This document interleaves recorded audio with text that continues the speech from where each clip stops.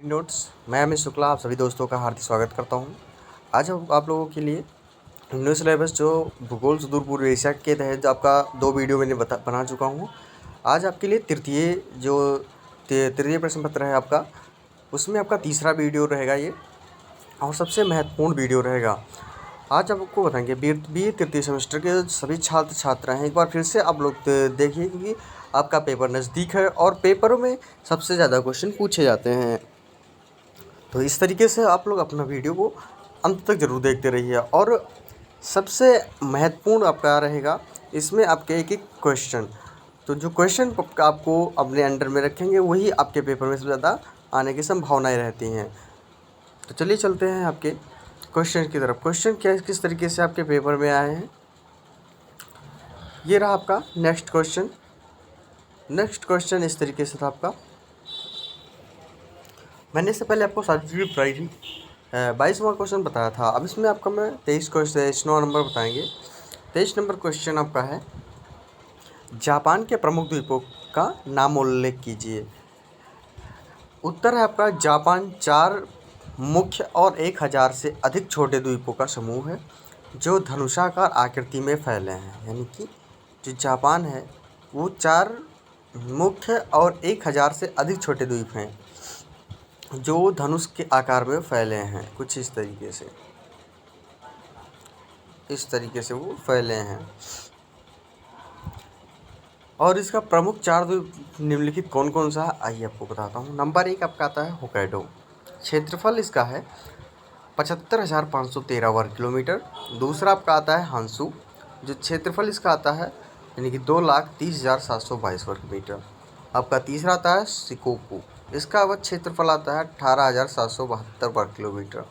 और आपका चौथा आ गया क्यूशू, जिसका क्षेत्रफल है आपका 41,993 वर्ग किलोमीटर। यानी कि संपूर्ण जापान का विस्तार आपका है 3,77,484 वर्ग किलोमीटर क्षेत्रफल पर है। यानी कि जापान के जो टोटल आपका उनका क्षेत्रफल है वो है उनका 3,77,484 वर्ग किलोमीटर। तो इस तरीके से जो उनके द्वीप हैं और उनका जो संपूर्ण जापान का क्षेत्रफल है वो इस तरीके से डिवाइड आपको किया गया है।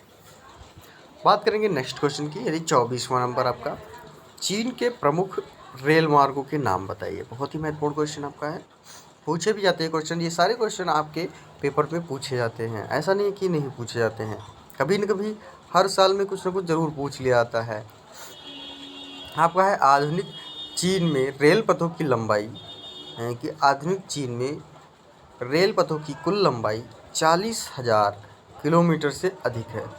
चीन में निम्नलिखित 8 मुख्य रेल मार्ग हैं, कौन कौन से हैं। नंबर 1 आपका आता है बीजिंग शेनयांग मुगडेन रेल मार्ग, यानी कि बीजिंग शेनयांग मुगडेन रेल मार्ग। दूसरा आपका आता है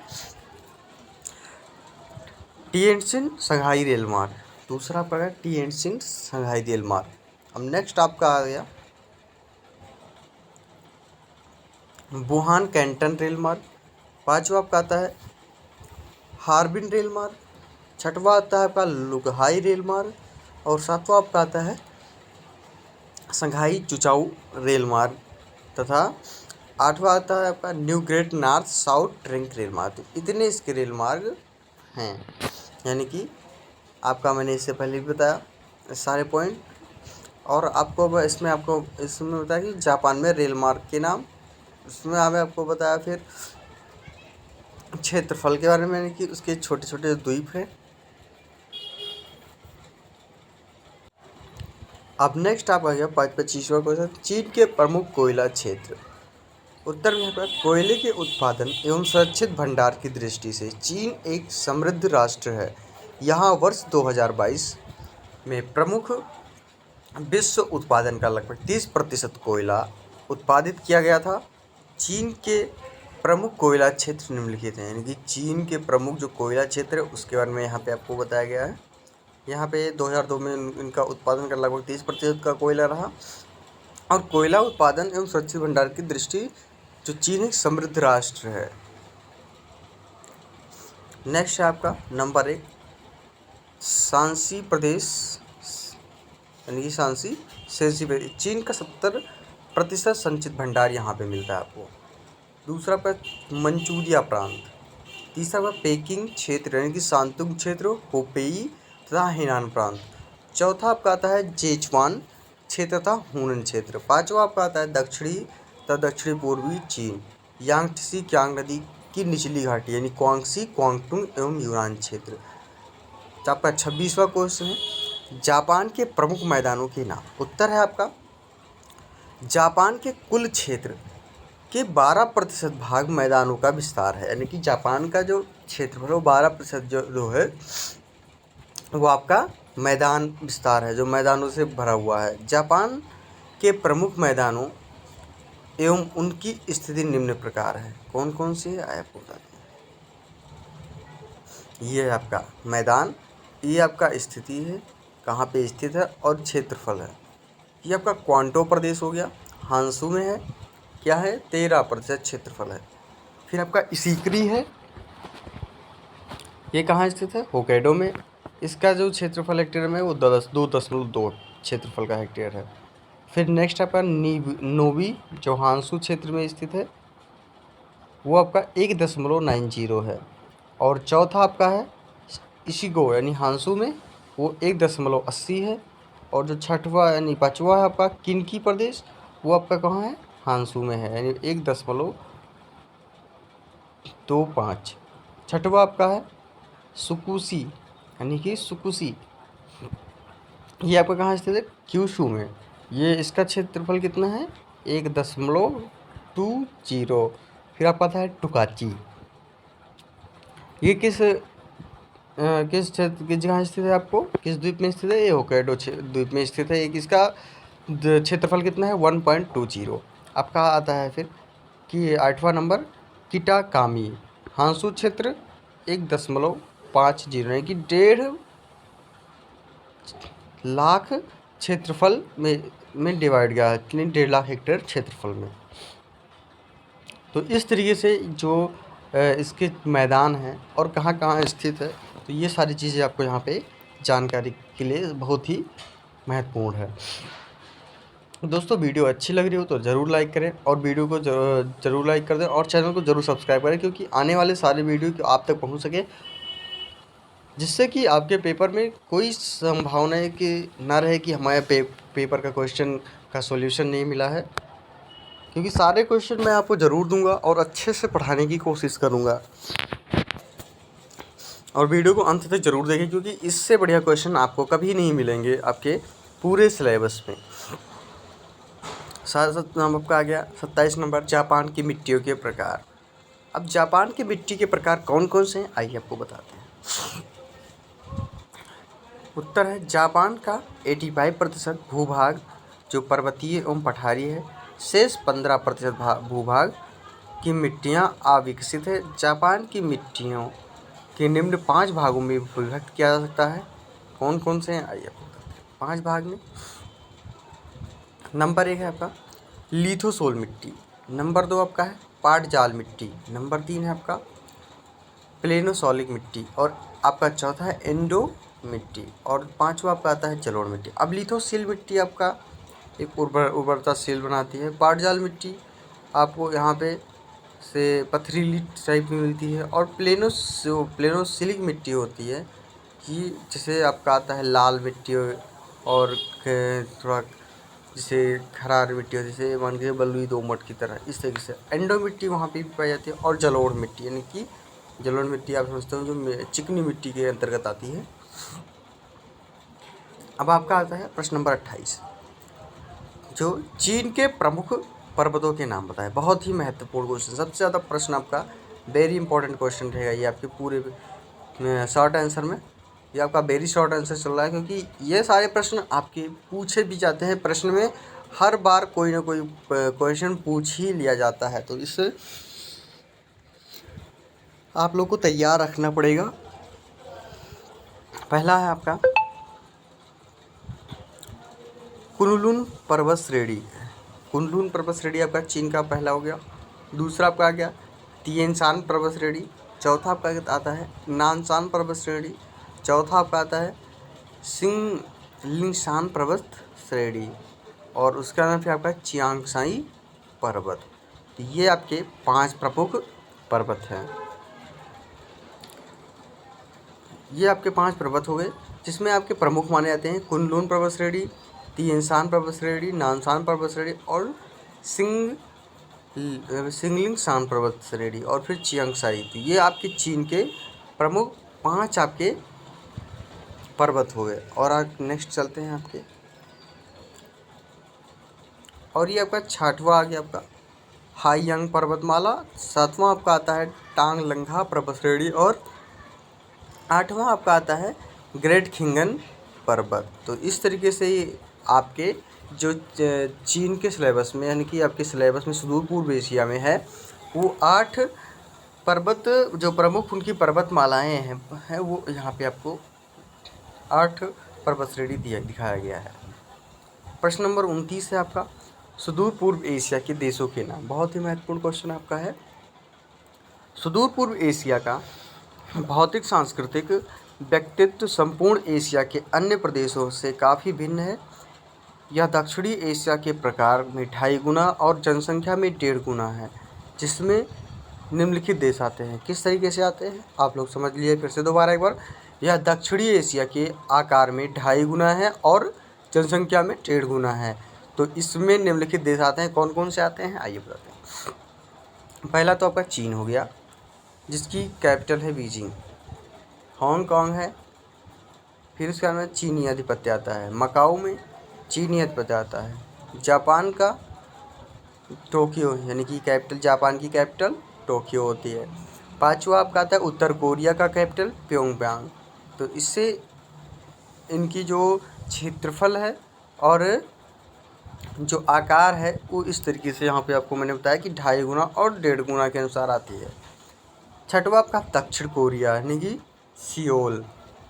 दक्षिण कोरिया का सियोल है। उत्तर कोरिया का आपका जो उत्तर कोरिया का कैपिटल माना जाता है वो प्योंगयांग है। तो ये आपका बहुत ही महत्वपूर्ण प्रश्न है, आपका वेरी इंपॉर्टेंट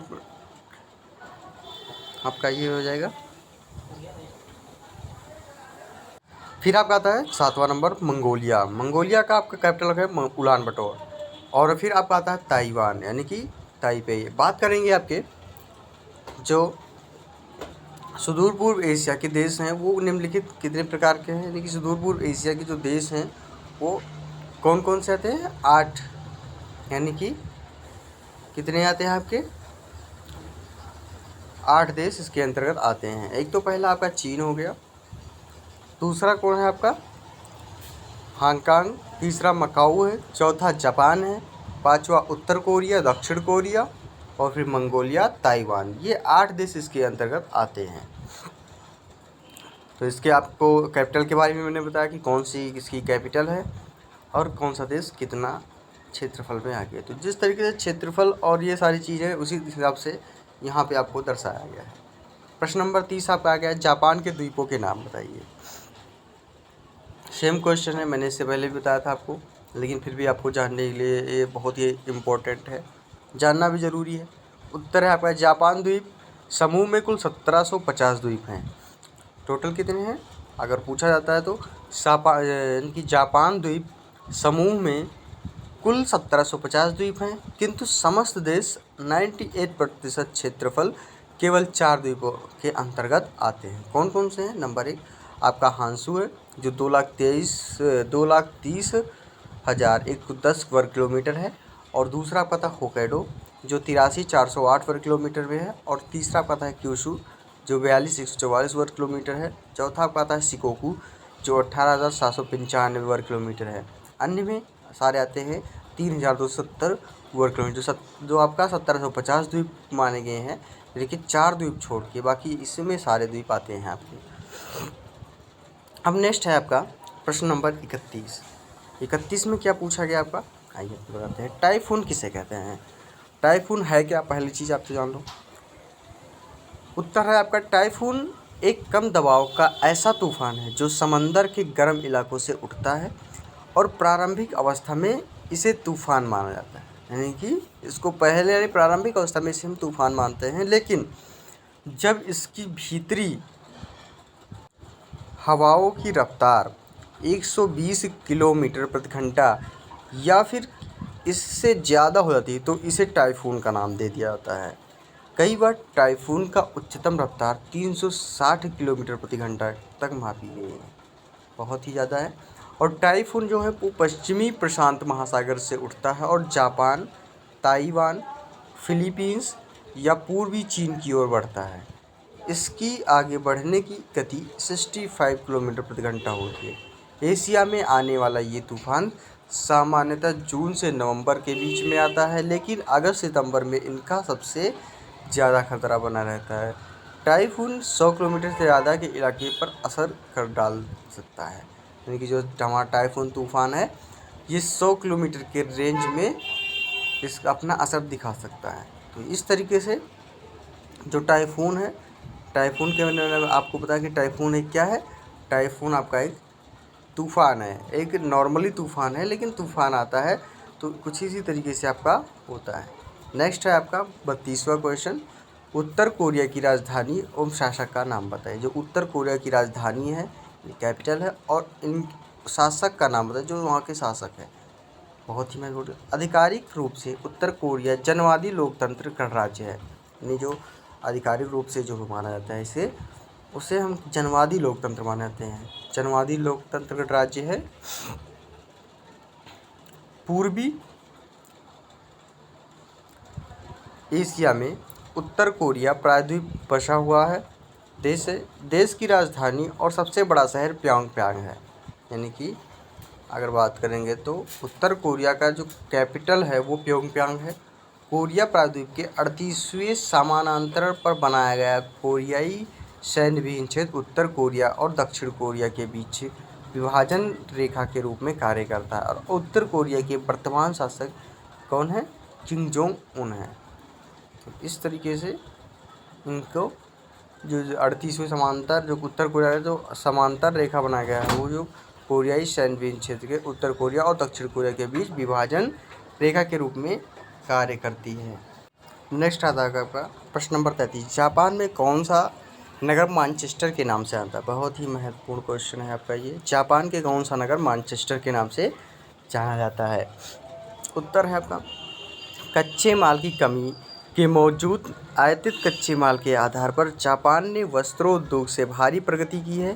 किन्हीं क्षेत्र में ओसाका व निकटवर्ती नगरों में सूती वस्त्र उद्योग अधिक विकसित होता है।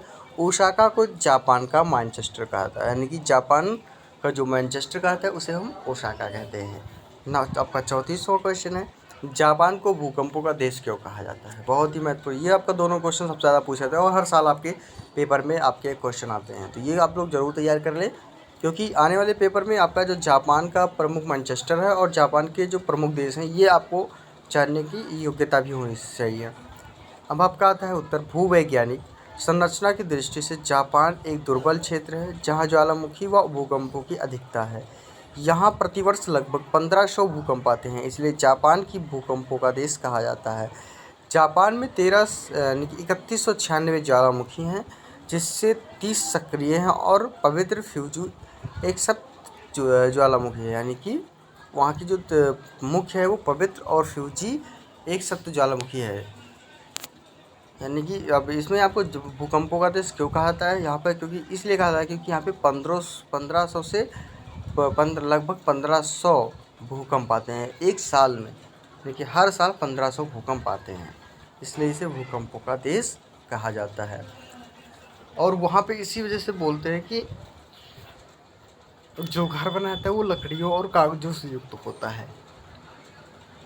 तो दोस्तों इस तरीके से आपका पेपर था, आपका मैंने सिलेबस कंप्लीट किया है। और वीडियो अच्छी लगी हो तो ज़रूर लाइक करें और चैनल को ज़रूर सब्सक्राइब कर दें हैं।